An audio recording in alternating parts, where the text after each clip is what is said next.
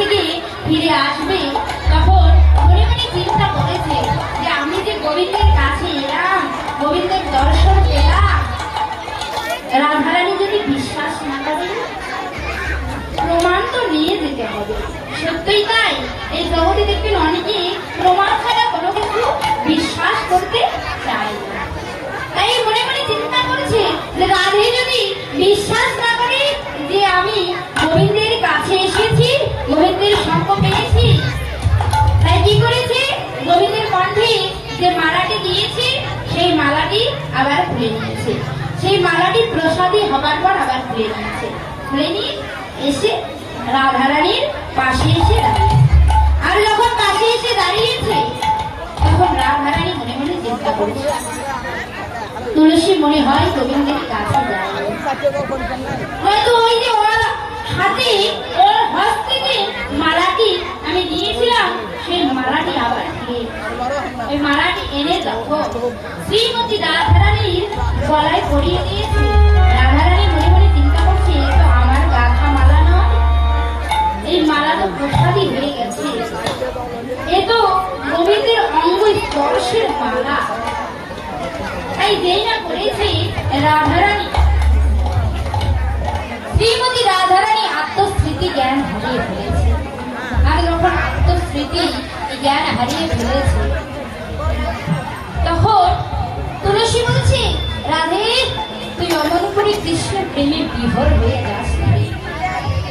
কেন জানিস, গোবিন্দ আমায় খবর পাঠিয়েছে, গোবিন্দ বলেছে যে তুই একবার তার কাছে দর্শন দিয়ে আয়। গোবিন্দ সরসী করে বসে অপেক্ষা করছে। তখন রাধারানী বলছে, তুলসী আমি কেমন করে যাব, আমি যে ওই বিবাদিনীর ঘরে বসতে করি, আমি তো যেতে পারবো। তখন তুলসী বলছে, কেন রাধে তুই ছলনা করবি, ছলনা করে যাবি। তখন রাধারানী বলছে, তুলসী ওই নিষ্ঠুর কালাকে ভালোবেসে আমায় আর কত ছলনা করতে হবে, আমি কত ছলনাই বা করবো তাকে ভালোবেসে। বলছে ঠিক আছে, তাকে পাইবার জন্য আমার যত ছলনা করতে হয় আমি তাই। তুই বল তুলসী আমায় কি করতে হবে। এবার তুলসী রাধারানীকে শিখিয়ে দিচ্ছে। এবারে তুলসী রাধারানী তুলসীর কথা মতো ঘরে গিয়ে এবার কাঁদতে লাগলো। তুলসী বলছে, তুই ছলনা করে কাঁদবি, তারপরে যা করবার আমরা করে নিব। তখন শ্রীমতী রাধারানী আমার ঘরে গিয়ে নয়ন যা লক্ষ্য শশমুখে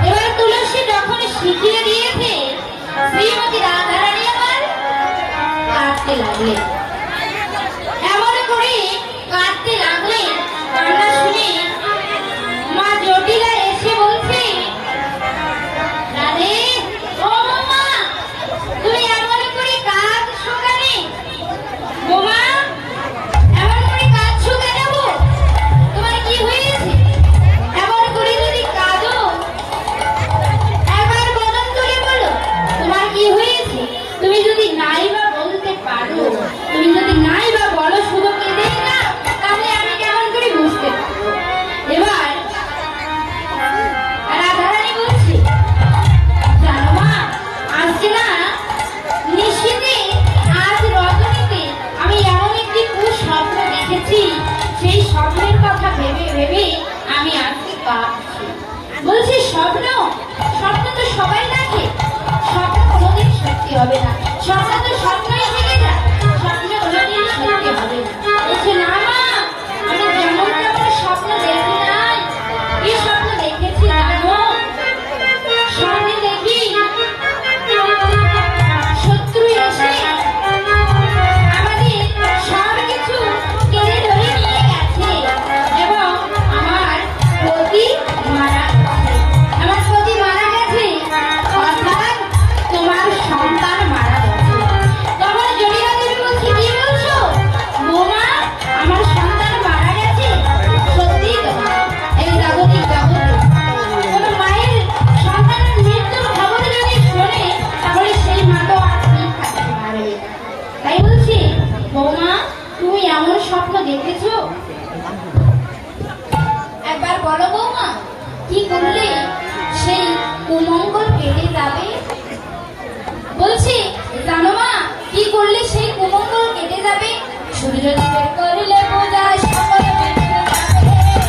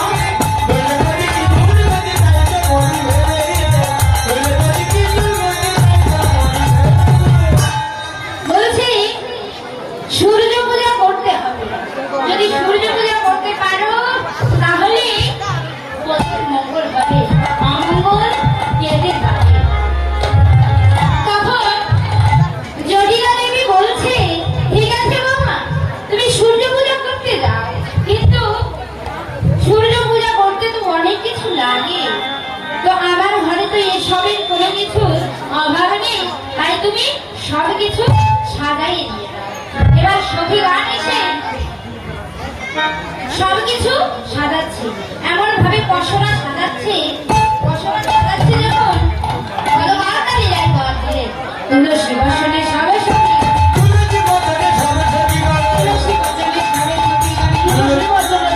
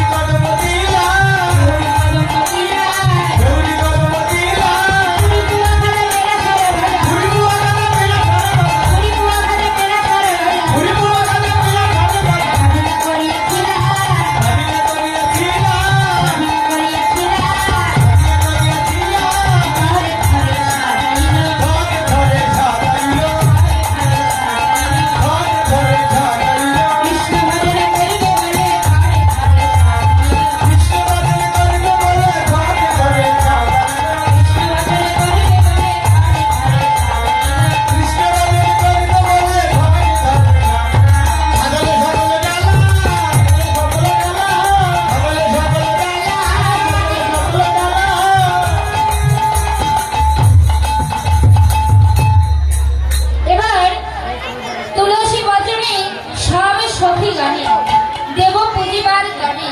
বিধি অবচার নানা উপহার পূজন ভাজন ঘরে